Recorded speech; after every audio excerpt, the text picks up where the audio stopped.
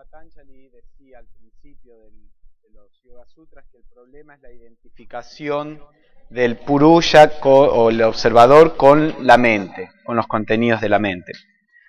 Entonces, en la segunda parte del tercer capítulo, él habla un poco de la diferencia entre el Purusha y la mente. Primero él dice que practicando la integración meditativa, samyama, recuerden que samyama es todo el proceso de concentración, meditación y samadhi o absorción, dharana, dhyana y samadhi. Entonces, practicando todo ese proceso en el corazón, surge la comprensión de la naturaleza de la mente, que es algo esencial porque el problema es que no comprendemos lo que es la mente, creemos que es el observador. Entonces, en el hinduismo, el punto favorito de meditación suele ser el corazón. Hay otros también, por supuesto, pero en los Upanishads y en el Vivekachudamani de Shankara y en mucha de la literatura hindú, el corazón es como el punto especial. Los Vedas dicen que el Purusha está en el corazón. Entonces, este es algo que es importante en la práctica en el hinduismo. Y Patanjali dice que al meditar en el corazón surge la comprensión de la naturaleza de la mente. En la escuela de verano pasada, que está disponible en YouTube, en el canal de la Sociedad Española, hablamos de distintas técnicas y está la técnica de meditación en el corazón. Así que si les interesa, pueden ver los videos de esa escuela de verano. Y después Patanjali dice, las experiencias que tenemos en general son el resultado de la confusión del espíritu, Purusha, con la mente espiritual, Sattva, en lo que en teosofía le llamamos la mente superior, que son completamente diferentes. En términos teosóficos es como que el Atman se confunde con el ego superior, con el cuerpo causal, en el sentido de que el Atman es el que está funcionando a través del cuerpo causal y asume la identidad de la individualidad espiritual. Está confundido creyendo, el Atman que es universal, al expresarse a través de los distintos cuerpos causales, que es la fuente de individualidad, se confunde creyendo yo soy este individuo. Y en el otro cuerpo causal, el mismo Atman piensa yo soy este individuo, y yo soy este individuo. Entonces, esa es la confusión básica del Purusha con la mente espiritual, con Sattva, que son completamente diferentes, dice Patanjali. El conocimiento del espíritu, del Purusha, viene de practicar el samyama, todo el proceso meditativo, de integración meditativa, en aquello que existe por sí mismo, en vez de aquello que existe por otro.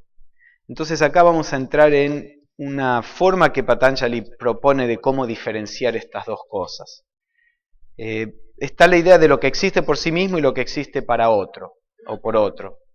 En castellano por ahí no se entiende muy bien, en inglés se dice for the sake of, por el bien de otro, o dependiendo en otro. Entonces el Purusha es independiente, el Purusha no necesita de nada más, el Purusha es autoexistente, todo lo demás depende de algo. Entonces nuestro cuerpo para estar funcionando depende de que esté vivo, por ejemplo.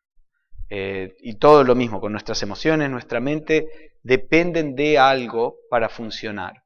Lo único que no depende de nada es el Purusha. Entonces, una forma de meditar en la distinción esta, que también lo hemos trabajado en las técnicas de meditación que se pueden encontrar en la literatura teosófica, de las que hablamos en la escuela de verano 2 años atrás. Una de las formas es el empezar si el Purusha o el Atman es independiente, existe por sí mismo, es algo que no tiene que ser sostenido artificialmente. Nosotros tenemos que sostener artificialmente, bueno, esa es la meditación, digamos, algo que es eterno, que no cambia, que es inmutable, que no tiene que ser sostenido, que no depende de nada, que no aparece y desaparece. entonces uno puede empezar a investigar nuestro cuerpo. Hay algo en nuestro cuerpo que nunca cambie. Hay algo en nuestro cuerpo que sea eterno. Hay algo en nuestro cuerpo que no dependa de nada. Entonces, reflexionando sobre esto, podemos ver que evidentemente no hay nada de esas características. Entonces dejamos de lado el cuerpo y vamos a las emociones.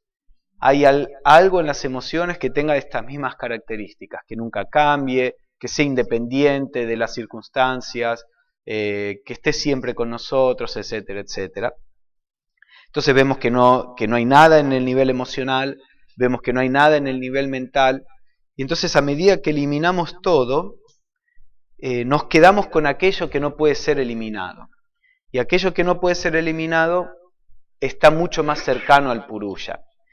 De nuevo, como expliqué anteriormente, creemos que llegamos a un punto donde nada puede ser eliminado y al tiempo, es decir, con la práctica, la meditación, luego de, digamos, meses meditando, empezamos a ver que hay algo ahí que también puede ser eliminado, que no es eterno, que no es autoexistente.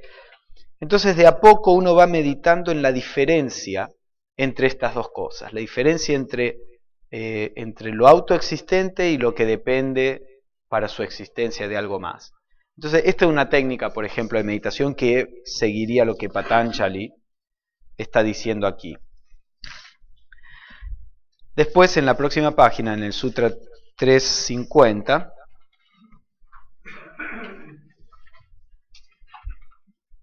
él retoma este tema, hay otros sutras en el medio y después retoma el tema y dice: solo por medio de una conciencia de la distinción, añatas kyati. Kyati es como inteligencia, conciencia, y en este caso añata es literalmente no distinción.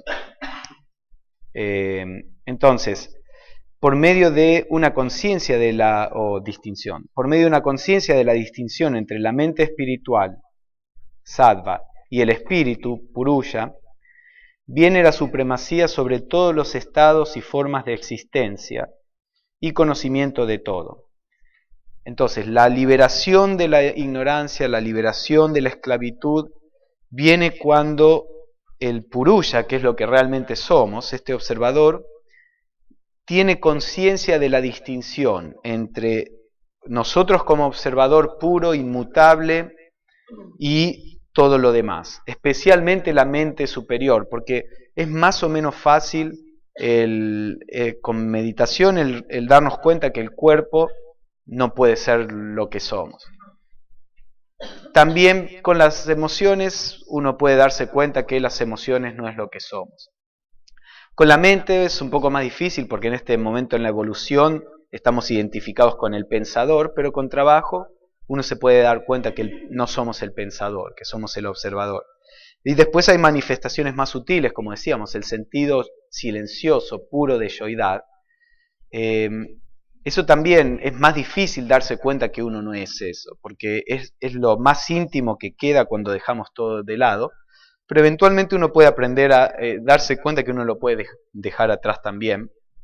Entonces a medida que se va llegando a la parte más sutil, es mucho más difícil darnos cuenta que no somos ni siquiera eso tan sutil.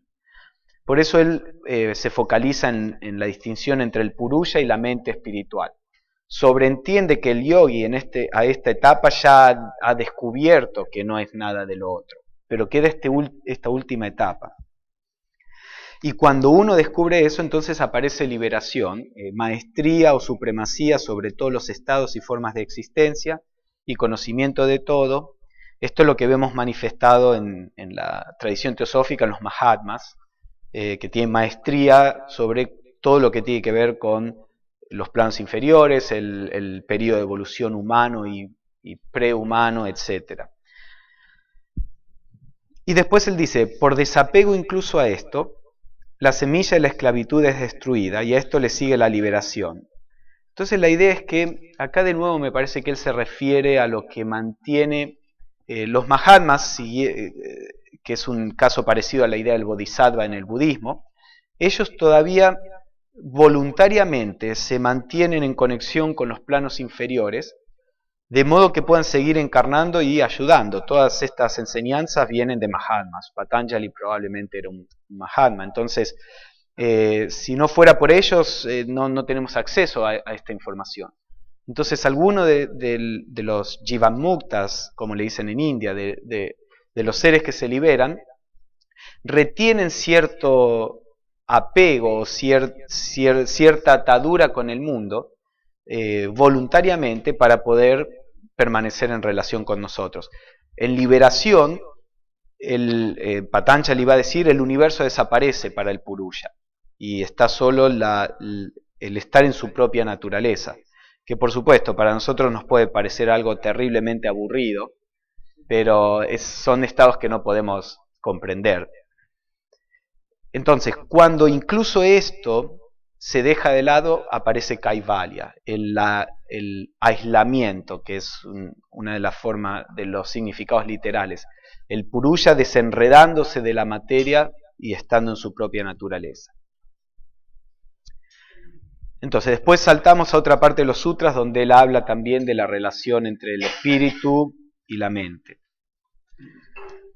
Él dice, las actividades de la mente, los chitta vrittis, que están en el segundo sutra, que se definen en los primeros sutras ahí, siempre son objeto de conocimiento para el espíritu, para el Purusha, que es inmutable y superior a ellas, a las actividades de la mente.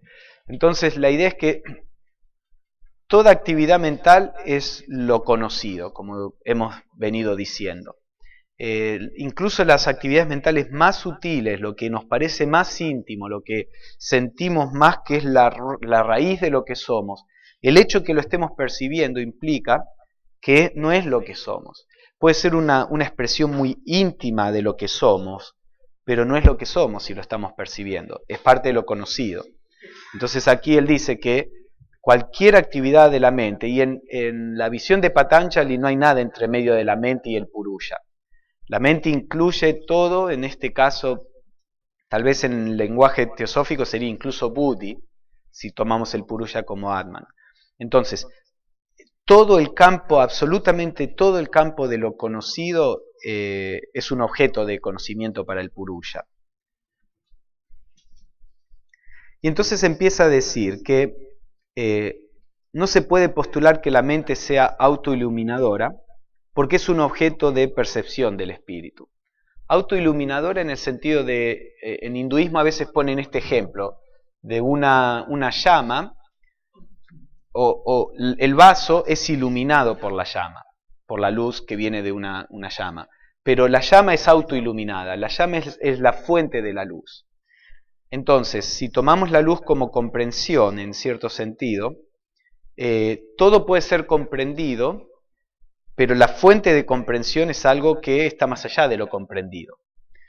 Entonces, Patanjali dice que la comprensión no viene de la mente. Básicamente es lo que él está queriendo decir. ¿Por qué? Porque la mente puede ser comprendida. Entonces está esta cuestión, él dice, es imposible que la mente fuera las dos cosas. Por ejemplo, lo comprendido y el que comprende.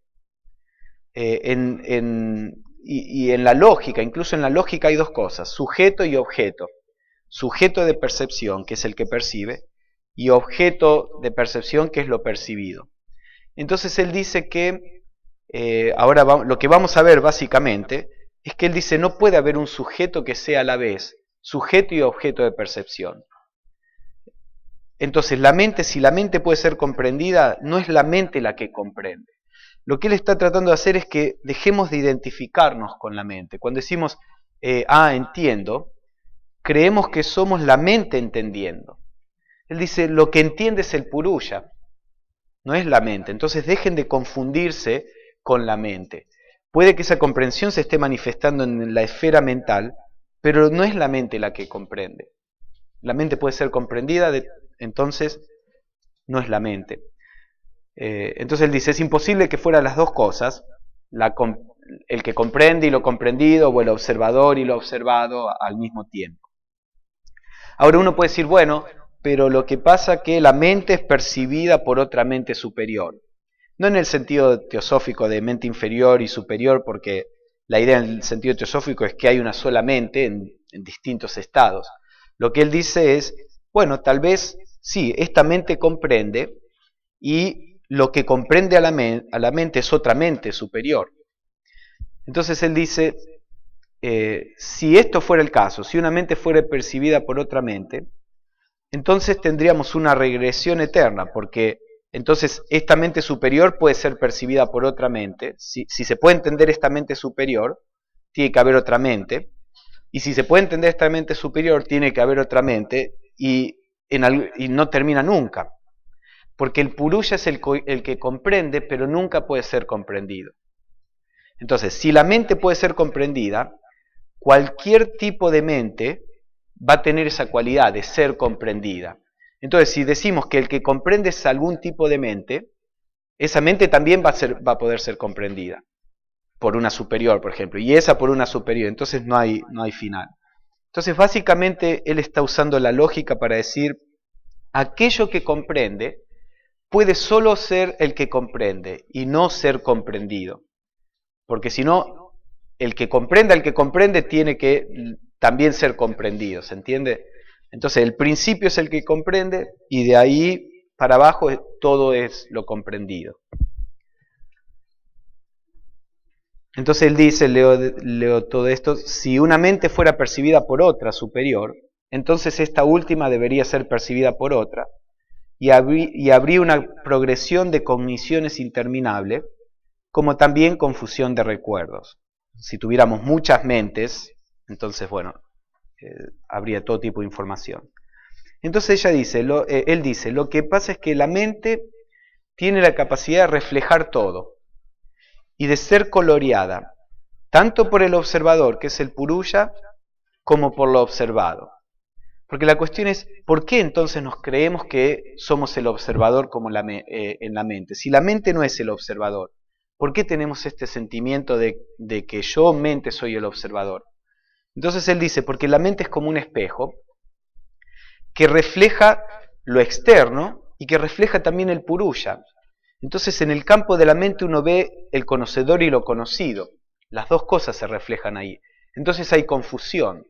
Está la confusión de que parece que yo soy el conocedor porque se está reflejando lo conocido, pero este sentido de que yo soy el conocedor es una reflexión del verdadero conocedor que está como atrás, digamos. Entonces, por esta razón está en la mente la confusión de ser el conocedor.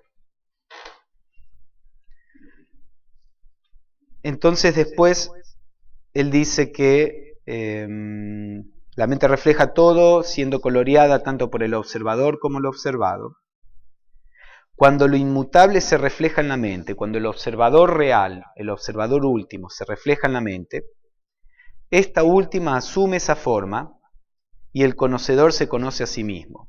Entonces, como decíamos, el sujeto de percepción nunca puede transformarse en un objeto de percepción. Cuando decimos, quiero percibir la verdad, si la verdad puede ser percibida, eso significa que yo no soy la verdad, que la verdad es separada de mí. Porque estoy yo como observador estoy viendo algo que es lo observado. Entonces, las verdades que pueden ser percibidas son siempre relativas. La verdad absoluta nunca puede ser percibida, nunca puede ser comprendida. Uno es la verdad absoluta. Lo único que puede pasar es que uno se torne en la verdad absoluta, que en el hinduismo le llaman Sat, la realidad o el ser último. Entonces no hay posibilidad de percibir la verdad última, de percibir el ser. Lo único que se puede hacer es tornarse en eso, convertirse en eso, darse cuenta que no somos nada de lo otro, y no es que uno se da cuenta de que somos la verdad, uno se da cuenta que no es nada de lo otro y por lo tanto es la verdad. Entonces él está diciendo acá, esta es toda una parte bastante sutil y metafísica, pero que encierra la raíz de nuestro problema.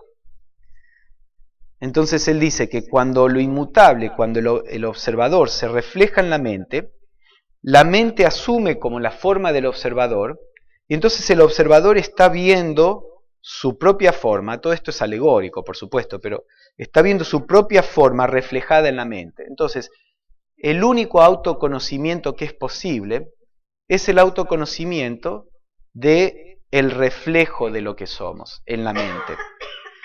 Que es lo mismo, ustedes nunca van a poder ver su ojo o sus dos ojos. Pueden ver el reflejo en el espejo, pero ustedes nunca van a poder ver con su ojo su propio ojo. Todo lo que pueden ver es un reflejo. Si el espejo tiene su propia coloración, está deformado, o el espejo no es muy brillante, entonces van a tener un sentido erróneo de lo que es su ojo. Si el espejo es perfecto, bueno, van a tener una idea aproximada, suficientemente buena de lo que es el ojo. Pero en realidad nunca van a ver su ojo. Entonces esto es una cuestión similar. Cuando a través del yoga la mente se purifica a su máxima capacidad, entonces hay un espejo perfecto, o tan perfecto como es posible para un espejo ser. Y ahí el Purusha se conoce en esa reflexión. Ese es el máximo autoconocimiento al que se puede alcanzar. Más allá de eso está solamente la realización de sí mismo, pero no el conocimiento. Entonces, la mente, después él pasa y dice, la mente existe por otro, por el Purusha en este caso, porque a pesar de las innumerables inclinaciones mentales, vasanas, solo puede actuar en asociación con el espíritu. Entonces, el otro problema es que uno puede imaginar las preguntas del discípulo que implican esta respuesta de Patanjali. Uno lo puede imaginar como un diálogo. Bueno, pero si yo no soy la mente, ¿cómo puede ser que yo sea el que conoce, el que percibe? Entonces Patanjali dice, no es el que percibe por él. Entonces aquí tal vez la pregunta sería, pero si la mente depende del espíritu, la mente existe para el espíritu, ¿cómo pasa que la mente tiene su propia voluntad? La mente parece ser una entidad que tiene su propia voluntad, es independiente. Yo como mente digo quiero esto o quiero aquello. Entonces Patanjali dice, la mente tiene su propia voluntad porque están estas vasanas que son como hábitos mentales. La mente adquiere ciertos hábitos y sí, seguro, puede actuar por sí misma. Pero si el espíritu no está ahí, la mente no puede percibir. Como cuando uno se duerme o cuando uno se desmaya, la mente tiene todas estas cosas, pero cuando la conciencia se retira, la mente no puede funcionar. Entonces, este es otro problema. Estamos identificados con la mente porque decimos, yo, mente, estoy diciendo quiero levantar este vaso. Entonces, ¿cómo me vienen a decir que yo no soy el que está queriendo hacer esto? Entonces la respuesta es, la mente quiere hacer eso, pero aquí la mente puede hacer eso porque está la conciencia. Si la conciencia no estuviera, la mente desaparece. Entonces, lo que en realidad somos es, en nuestra esencia, aquello que está más allá de la mente, aquello en lo cual la mente depende, es esta conciencia que es lo que somos verdaderamente. Y sí, la mente es la que decide, pero no somos el que decide. Nosotros no somos el que decide, sino el que sostiene al que decide, el que le permite al que decide existir. Entonces esto es como cuando Blavatsky describe lo absoluto, o Vines, la seidad que a veces le dice. Blavatsky dice, lo absoluto no es un ser, lo absoluto es aquello que permite que exista toda la variedad de seres, de ángeles hasta átomos. Entonces eso es lo que somos, lo absoluto es lo que somos. Nosotros somos aquello que permite la existencia de Pablo, por ejemplo, o de cada uno de ustedes. Pero Pablo es un reflejo, no es lo que somos. Entonces él dice, aquel que realmente percibe la diferencia entre el espíritu y la mente, deja de pensar en sí mismo. Esta es la esencia de lo que estábamos hablando antes, la cuestión de estima, autoestima, baja estima, la cuestión del orgullo, del egoísmo, de esto y lo otro. Todo tiene un núcleo central. El problema de que yo me creo que soy esto, el problema de que estoy mirando constantemente mi ombligo, lo que me pasa, lo que quiero, cómo me ven los otros, etcétera, etcétera, etcétera. cuando descubrimos, a medida que empezamos a percibir, y de nuevo, esto no es algo que pasa una vez y listo. Esto va pasando gradualmente, en etapas.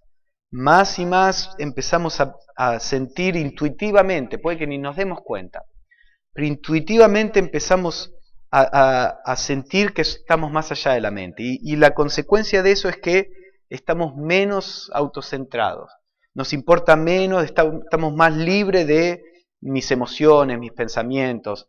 Hay preferencias, pero las preferencias de los otros son más importantes, porque estas preferencias son suaves. Hay preferencias, pero bueno, si se puede hacer bien y si no también. Todo esto es el resultado natural de que empiece a haber esa realización en la conciencia de que no somos la mente. Entonces, la manifestación última es que uno deja de pensar en sí mismo. Y esta es la persona iluminada. El pensamiento en sí mismo solo sucede cuando yo como espíritu me confundo creyendo que soy la mente. Entonces, estoy enredado en la mente, entonces me preocupo por la mente y la personalidad.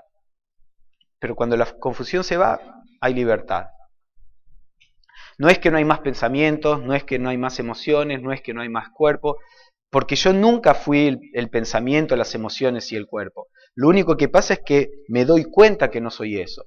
Pero las emociones, pensamientos, el cuerpo sigue estando ahí. No es que lo destruyo.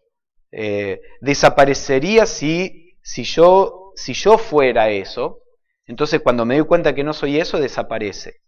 Pero yo no soy eso. Eso es independiente de mí. Esto es prakriti, es la materia, como dice Patanjali. Entonces, al menos mientras esté encarnado, lo que le llaman el Jivan Mukta, todo eso sigue. Y después, cuando está la liberación después de la muerte, entonces el cosmos desaparece en cierto sentido. Pero bueno, aquel que percibe la diferencia entre el espíritu y la mente deja de pensar en sí mismo. Entonces, la mente se inclina hacia el discernimiento. A medida que esto sucede, la mente se inclina hacia el discernimiento, viveka, y es atraída a la liberación, kaivalya. Entonces, fíjense que el efecto en la mente, no en el purusha, el efecto en la mente, cuando el purusha deja de identificarse con la mente, es que la mente empieza a ir hacia el purusha. Al principio era al revés, el purusha se ve arrastrado a la mente. Cuando se corta la identificación es como que la mente se ve atraída al purusha. Tal vez es como estábamos diciendo de la presencia de... es como tenemos limaduras de hierro y tenemos el imán. Pero supongan que las limaduras de hierro tienen su propia vida, las vásanas de la mente. Entonces las limaduras se están moviendo, hay un patrón ahí que las fuerza en cierta dirección y las limaduras están siempre luchando en contra con su propio movimiento. Y de algún modo, para hacer que la analogía sea más cercana, es como que el campo magnético se deforma siguiendo el movimiento que tiene la limadura de hierro. Pero esta deformación del campo es porque el campo magnético se confunde creyendo que es la limadura. Entonces, cuando el campo magnético se deja de confundir, y digamos, esa confusión es la que le está dando vida propia a las limaduras, que es la identificación. Cuando el campo magnético se deja de confundir con la limadura, se corta esa vivificación y las limaduras se empiezan a organizar alrededor del campo magnético. Entonces, de un modo similar, la mente funciona porque el purusha está identificado con la mente. A medida que el purusha corta esa identificación, la mente pierde esa fuente de energía que le daba la identificación, va perdiendo su propia naturaleza y entonces empieza a sentirse atraída al purusha.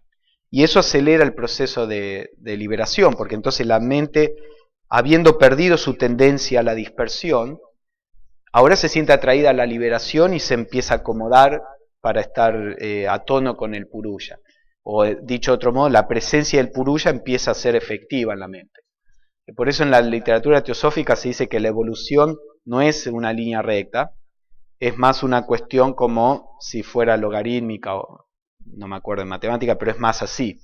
Entonces al principio es muy lenta porque la mente está llena de esta energía e ignorancia, pero a medida que esto va pasando, en el mismo tiempo, digamos, a medida que subimos en la curva, se va generando más y más evolución. Entonces la evolución se acelera cada vez más a medida que va llegando a los últimos estadios. Entonces el paso que tardó millones de años para subir un poquito así, en las últimas partes de la evolución pasa en un día ese poquito, ese mismo crecimiento, por decirlo de algún modo. Entonces la mente, como dice él, se inclina hacia el discernimiento y es atraída a la liberación. Y cuando la pureza de la mente espiritual es igual a la pureza del espíritu, se alcanza la liberación y este es el fin.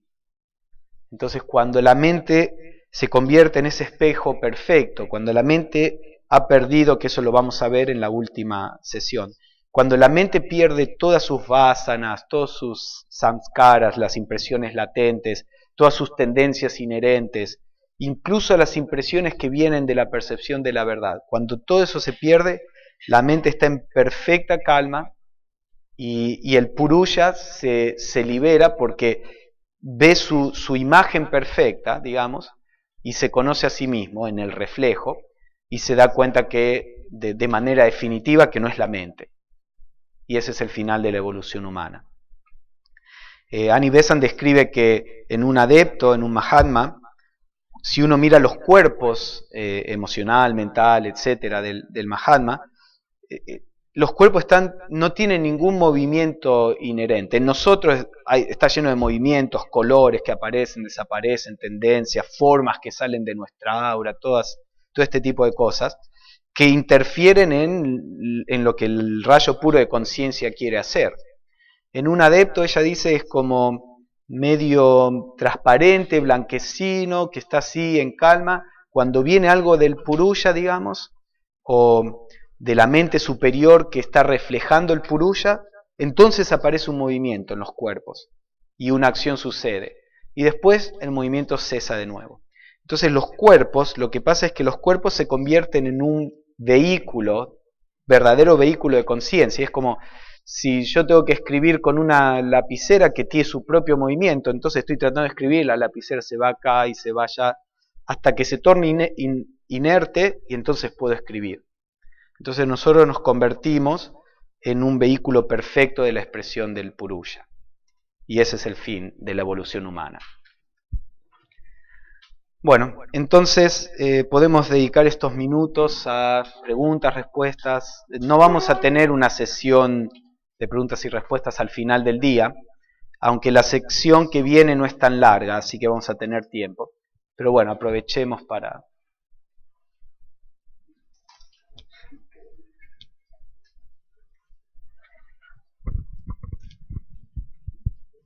Hola, bueno, a ver si lo he podido correlacionar correctamente.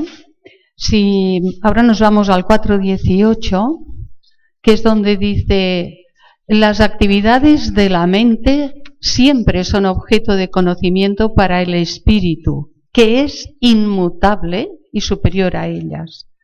El observador, el espíritu, es lo que entiende. El Purusha es lo que entiende. La mente es un instrumento del Purusha.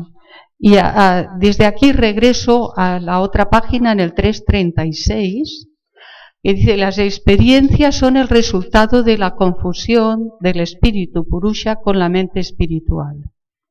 Ahora bien, la palabra confusión se utiliza de dos formas. Normalmente la utilizamos en el sentido de que estamos, en un estado de aturdimiento, de alguna manera no nos permite ver lo que es en realidad. Pero la etimología de la palabra confusión es estar fundido con. Y en este sentido me parece comprender que el espíritu se funde con, de alguna manera temporal, para poderse expresar a través de la mente y todos los vehículos inferiores a la propia mente. De no ser así, el propio espíritu no tendría ninguna posibilidad de expresión. Pero no el espíritu como tal dice que es inmutable y tal, no puede tener un estado de confusión en el sentido ordinario que le damos a esta palabra. Sí, es como que la confusión, que lo podemos tomar como la unión, de Patanjali dice el problema es la unión entre el observador y lo observado, es una unión que es una ilusión, entonces por eso es una confusión también, creo que la palabra entra en las dos formas, y esa confusión es una confusión que la naturaleza genera para que el espíritu se enganche. Ahora, ese engancharse del espíritu no es verdadero también. Y por supuesto, si uno va a la idea de el espíritu como inmutable, por eso en la Vedanta ellos dicen el espíritu está siempre libre, incluso la confusión del espíritu es ilusoria, porque el espíritu en realidad nunca podría estar confundido. Yo creo que estos son problemas de lógica, de lo que nuestra mente puede captar. Entonces, tal vez Patanjali diría, es como si el espíritu se confundiera, y en la práctica sucede que parece que el espíritu está confundido y actúa como confundido. Entonces yo diría que alegóricamente hablando, Blavatsky dice en uno de sus escritos, toda enseñanza espiritual es alegórica, porque básicamente la realidad de la que estamos hablando está más allá del pequeñísimo poder que las palabras tienen. Las palabras son tan limitadas que no podemos ni explicar el próximo plano correctamente en palabras, imagínense lo absoluto, lo último. Entonces todo es alegórico, es un cuentito, que esconde una verdad, pero que la verdad no es la palabra. Entonces, es como si la naturaleza confunde al espíritu para que haya esta identificación y que el espíritu pueda experimentar el mundo, como estaba sugiriendo. Ahora, esto es más una idea teosófica que para mí tiene más sentido, en el sentido de que hay una razón por la cual el espíritu, la naturaleza confunde al espíritu. Hay un objetivo último. Desde el punto de vista de Patanjali y del hinduismo en general, esto es simplemente algo un error que sucedió, digamos, en cierto sentido. Como los gnósticos cristianos, los verdaderos, al principio de la era cristiana, decían que el universo, porque ellos tratando de explicar ello eran altamente filosóficos, y tratando de explicar esta cuestión, ¿cómo puede haber sufrimiento, confusión, error, maldad en algo que emana de algo que es perfecto? Entonces ellos decían, el problema es que el mundo fue creado por un Dios incompleto, por un Dios con defectos, no por el verdadero Dios. Este Dios con defectos, que ellos decían es Jehová, fue generado por Sofía, que era un ángel, que Sofía generó Jehová de un modo defectuoso. Los ángeles son emanados en el gnosticismo en parejas, de masculino y femenino. La pareja de Sofía, bueno, todos estos mitos, hay muchas versiones distintas de los mitos, como con los griegos, pero la idea es que la pareja de Sofía era Cristo como un ángel, no Jesús, sino Cristo como un ángel. Entonces, Sofía decidió crear sin la participación de la contraparte masculina, sin el Cristo. Entonces ella crea emana una entidad que es Jehová, el Dios, pero como estaba incompleta, este Jehová es un Dios defectuoso. Entonces Jehová se despierta y es incapaz de percibir nada que es superior, porque Sofía, todas las emanaciones siempre se dan hacia un plano inferior. Entonces Jehová, como era defectuoso, no podía percibir lo superior, y dice, yo soy lo más elevado en este universo vacío, yo soy Dios, bueno, creemos un universo. Entonces crea este universo que también es defectuoso, porque Él es defectuoso. Entonces, bueno, después salvación es Sofía pidiéndole a Cristo, me mandé una macana, venía a ayudar. Bueno, la creación es defectuosa, entonces Sofía se escondió y puso una semilla de divinidad en las formas humanas, que eran como gusanos sin entendimiento. Todo esto es parecido a la doctrina secreta en cierto aspecto. Y esa sin que Jehová se diera cuenta, entonces esta semilla de divinidad los puede liberar. Y el que viene es Cristo, como Jesús, viene a despertar esa semilla para la liberación. Bueno, les cuento simplemente por ahí una historia linda, pero la idea esta de cómo lo puro, lo inmutable, lo perfecto puede enredarse en la imperfección es algo que nuestra lógica no puede corregir o no puede en realidad definir. Entonces uno lo tiene que tomar así, bueno, alegóricamente. El Purusha se confunde y después se desconfunde con el yoga. No sé mucho cómo hacerte la pregunta, ¿eh? A ver si me puedes captar lo que yo intento preguntar. Yo encuentro faltar aquí, quizás porque estás trabajando lo de Patanjali, ¿no? El aspecto no del órgano del corazón, no me refiero a eso, sino más bien a lo que hay al lado, la cueva, que es lo que siempre percibe la mente, yo cada vez que has dicho esto, me ha hecho así la oreja. Y porque yo siempre capto, mi persona, no sé si a los demás le ocurre, que capto más por el corazón. Desde arriba, no, el corazón me refiero a este otro aspecto.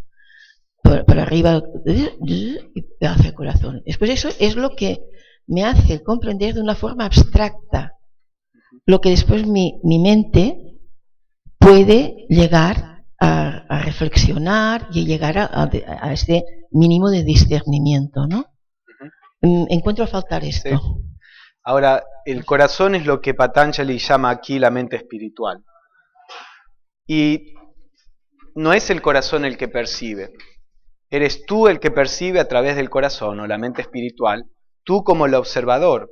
El problema es que nos identificamos con la comprensión mental que se da, sea que la comprensión venga a través de la mente inferior, que es lo que en general llamamos mente, o que venga a través de la mente superior, que es lo que podemos llamar el corazón. Pero en ambos casos, ni el corazón ni la mente perciben, sino que es el observador silencioso último que percibe. Y el corazón es simplemente un vehículo, un instrumento de percepción. Recuerden que hay un sutra donde dice el problema es que el observador, que es poder puro de observación, se confunde con el instrumento para la observación. Entonces incluso el corazón, sattva o la mente espiritual, es un instrumento de percepción. Es un instrumento de percepción que está más a tono con la naturaleza del Purusha, pero es todavía parte de lo conocido, no el Purusha. Y el romper la identificación con el corazón, digamos, es mucho más difícil que el romper la identificación con la mente inferior o con las emociones, pero todavía es parte de la ilusión. Entonces, en toda esta última parte de los Yoga Sutras, en el libro 3 y 4, Patanjali habla específicamente de cómo romper la identificación con el aspecto más espiritual que uno puede percibir de sí mismo. Porque de nuevo, si lo estamos percibiendo es que no somos eso, que eso es algo externo a nosotros. Entonces, ¿cómo lidiar con lo más espiritual que podemos percibir y darnos cuenta que no somos eso?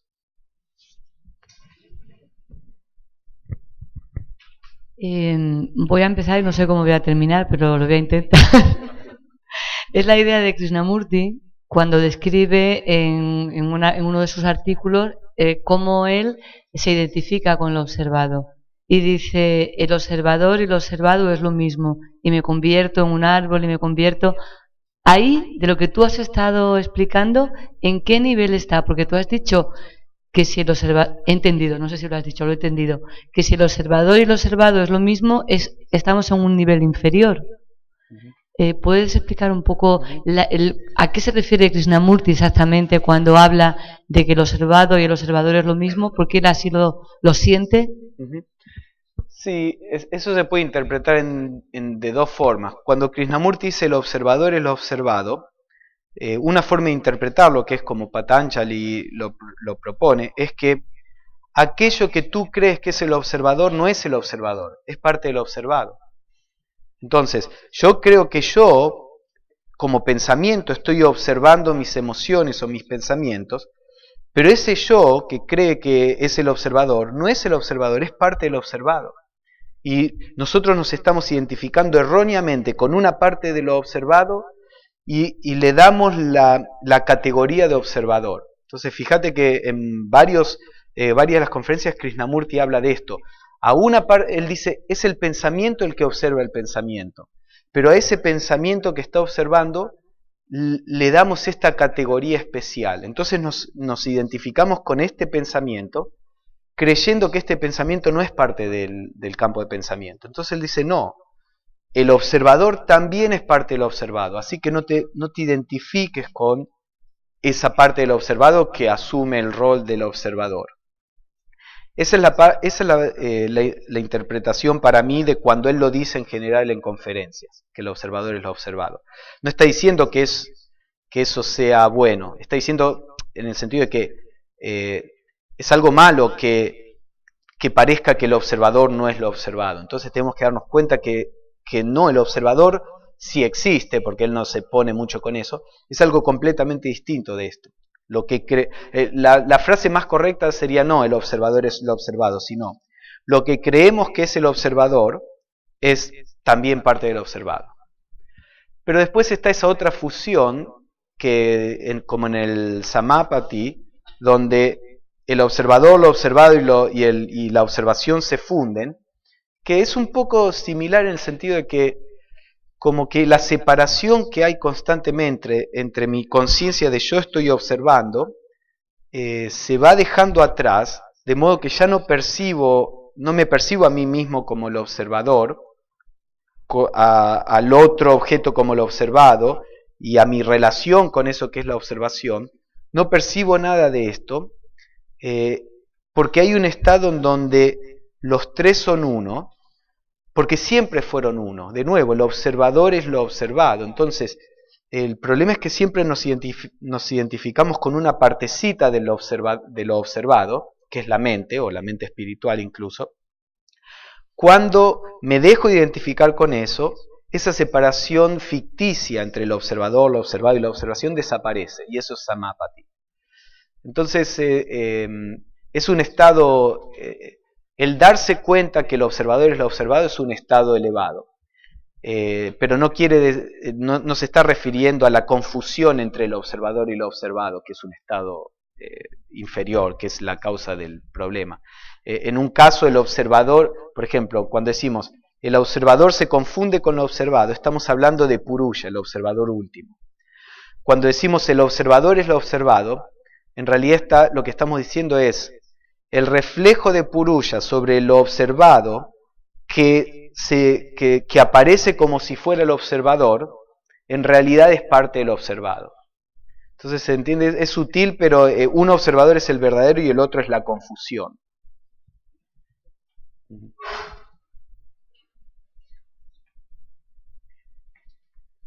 Estamos vendiendo aspirinas después para aspirinas teosóficas.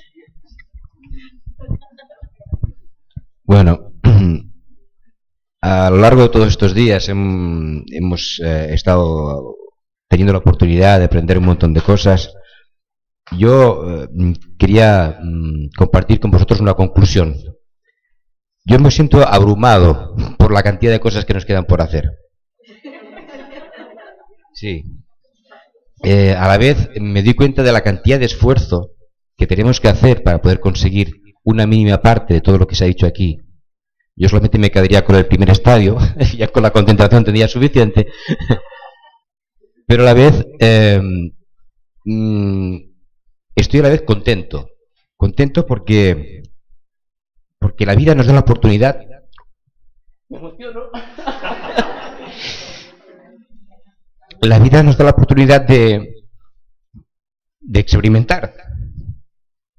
Y la verdad es que me gustaría que también pudiéramos experimentar sin conflictos, sin demasiados problemas, pero eso va a ser inevitable. Pero bueno, es una conclusión y una reflexión que quería compartir con vosotros. Gracias. Sí, tener una visión de todo el viaje genera cierto sentido de abrumación, pero lo que uno tiene que aprender es como tú dijiste, concentrarse en el próximo paso. Mi deber no es llegar al último, mi deber es dar el próximo paso, y eso está siempre enfrente mío. siempre es asequible, siempre está dentro de mis posibilidades. Mi próximo paso está siempre ahí, la posibilidad. Y es bueno tener un mapa porque sabemos en qué dirección movernos, pero tenemos que tratar de evitar que la visión del camino nos produzca ese sentido de abrumación que es natural. Entonces uno lo tiene que tomar como un juego en cierto sentido. Krishnamurti muchas veces decía, juegue con esto, en el sentido de sin ambición, sin ansiedad, sin decir, ¿cuándo va a pasar? Yo creo que el conocer todo el mapa es muy bueno para la mente, para tener cierta guía de hacia dónde, en qué dirección es mi propio paso. Pero los estados, esto se da muy naturalmente y orgánicamente. Un nuevo estado va a caer en nuestro alcance cuando ya trabajamos con el que estaba a nuestro alcance. Entonces, no se preocupen de nada de esto, de que tienen que alcanzar algo, está tan lejos. No. Vamos a ver cuál es. Por eso mi intención nunca es decir si hay una persona que está utilizando una técnica en particular o esto o lo otro, y si digo, bueno, eso sirve acá, pero no acá, la intención nunca es decir, entonces no deberías hacer esto, vos deberías hacer lo que yo estoy haciendo. Eso es solo ignorancia, porque todo lo que estamos haciendo no es lo último.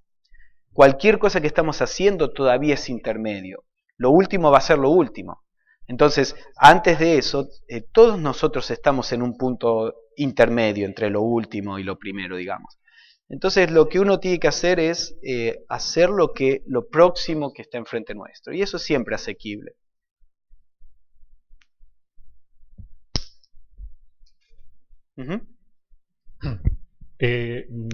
A ver, a través del estudio que estamos realizando contigo, que tú estás presentando todo este trabajo, estoy consiguiendo de alguna forma enlazar algunas ideas y conectarlas a esa visión profunda del trabajo práctico, ¿no? Porque finalmente tiene que ser así, porque si no se quedaría en un estadio, digamos, diferente. Recuerdo, en relación a lo que comentaba antes Usi, era una pregunta que también tenía por ahí, pero que me parece bien que lo haya hecho, porque también arroja un poquito de luz referente al lenguaje que Krishnamurti utilizaba para hablar todo esto y la dificultad que tú comentabas que eso entrañaba para él, ¿no? Pero recuerdo cuando él habla de la formación del yo, cómo está formado, más o menos, ¿no? Es decir, la experiencia, el recuerdo, todo ese tipo de circunstancias que nos van formando ese yo, ¿no? Del cual queremos escapar, entre comillas, y para ello utilizamos la técnica que sabemos. Es decir, creamos un ideal y vamos en pos de ese ideal. Pero ese ideal, que está muy bien porque es una forma de avanzar hacia adelante, entra en conexión, que me ha parecido muy interesante, la diferenciación entre espíritu y mente pura. Y cómo me ha gustado ver que incluso esa mente pura tiene que ser desechada porque forma parte de ese yo, aunque sea un yo más amplio, más elevado. Y en esa dirección, en algunos escritos de Krishnamurti, él habla de esto. Es decir, vamos formando, para escapar de ese yo, vamos a decir, diminuto, formamos un yo más elevado con todas las grandes experiencias, amor, paz, bueno, todas estas cosas, ¿no? Dice, pero es que incluso eso tiene que ser desechado. Entonces, creo que va un poco en esa dirección que tú comentabas de los yogas. Sí. Y eso tiene que ser desechado una vez que fue adquirido. Porque si uno lo desecha antes de adquirirlo, entonces uno no lo puede usar de puente. Es como subir una escalera. Uno necesita el próximo escalón, pero después se tiene que salir de ese escalón. Ahora, si a mí me dicen, este escalón no es el último escalón, no es el que el que está en la cima, y entonces uno no se tiene que aferrar a ese escalón. Entonces, si yo digo, bueno, no es el de la cima, ni siquiera subo ahí, entonces no voy a crecer. Entonces, todo esto de que uno tiene que trascender esto, trascender lo otro, no significa que por lo tanto uno no debería tratar de llegar ahí. Es que cuando uno llega ahí uno tiene que seguir moviéndose. Entonces sí, toda esta, por eso es lo que decíamos, si uno está en una etapa donde tiene que trabajar con la autoestima, ese es el próximo escalón, porque con un estado mental de baja autoestima no se puede hacer nada más. Pero después, no pensemos que el generar autoestima es lo que va a traer felicidad, porque eso tiene sus propios problemas, que también deben ser trascendidos, y después los ideales espirituales traen su propio problema que tienen que ser trascendidos, pero eso no significa no vayan en esa dirección.